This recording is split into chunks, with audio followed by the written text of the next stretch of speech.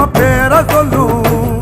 இனி வருங்காலம் நம்ம வாழ சொல்லும். எந்த திசையெல்லாம் நம்ம வீரம் சொல்லும். நம்ம தலைமுறைதான் இனி தினமும் வெல்லும்.